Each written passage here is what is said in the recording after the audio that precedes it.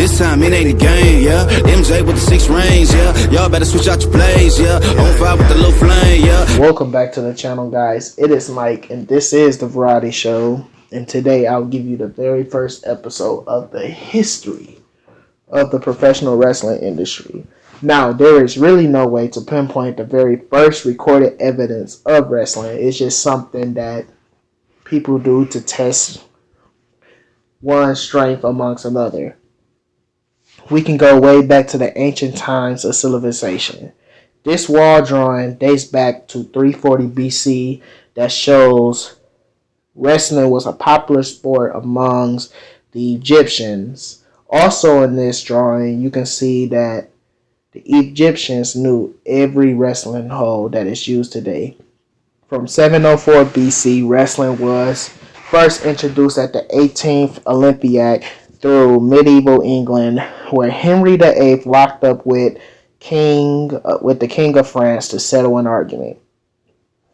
In America, however, it was popular in the days of Plymouth Rock. Also, many historians believe that Abraham Lincoln, yes, the former president of the United States, was the very first champion of the United States. Wrestling origins started in the 1830s of France, where wrestlers were introduced to fight for money. French showsman Jean X-Brian formed the first modern wrestling circus in 1848. He also established a rule not to execute holds below the waist called Greco-Roman style. During the 19th century, the United States and the United Kingdom popularized the modern style of professional wrestling called the catch style. Catch wrestling is a grappling style hybrid by J.G. Chambers. This style was different from the Greco-Roman style because the catch wrestling used both grappling above and below the waist, while the Greco-Roman style did not execute holds below the waist. Both of these styles were popular during the 19th century. Now, let's talk about post-Civil War. After the war, a lot of American men were bored, so they started testing each other's strength in a form of grappling. Then, somewhere later, they thought, hey, we can make money off this. So these people traveled and competed in the carnivals, with carnies working as their promoters and bookers. A carny is someone who works in the traveling carnival, in which they promote and con outsiders, which are the audience, out their money. They also have secret language, which we'll talk about. Grand circus involve wrestling exposition and quickly enhancing these wrestlers in colorful costumes to enhance the entertainment. These traveling circuit acts will travel across the United States, where they will offer open challenges to the audience. At these shows, it was often done as a high-stake gambling. The audience members that accept the open challenge would wrestle a legitimate shooter. Now, a shooter is a carny term for a legitimate fighter that can really mess you up. So we all know who won the open challenge match, which was the shooter. In these carnival shows, there were 3 groups: the impersonarios, carnies, and the barnstormers. The impersonarios were managers who choose how a wrestler could gain fame and interest amongst the fans, creating personas and providing matches to make them more interest. Now let's talk about carnies.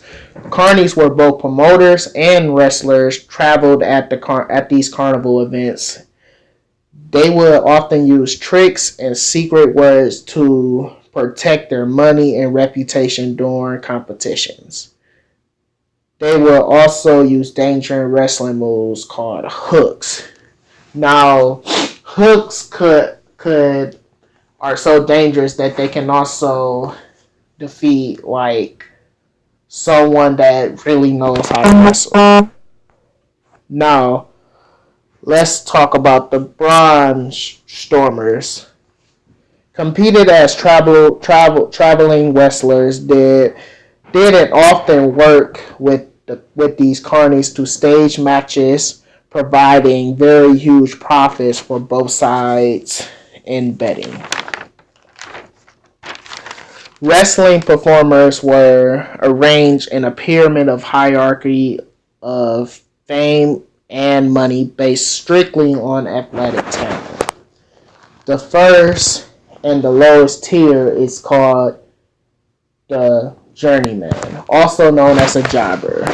That's where The Rock gets the term jabroni, for people that don't know. Some famous and well-known jobbers were the Los Consecueros, Zack Ryder, and the Brooklyn Brawler.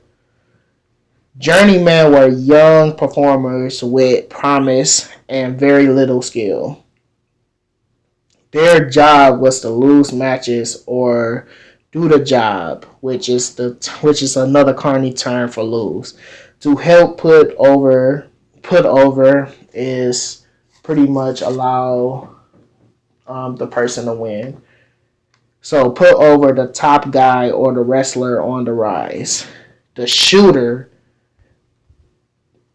is the next tier. It's the highest tier. Now, I talked about shooter earlier.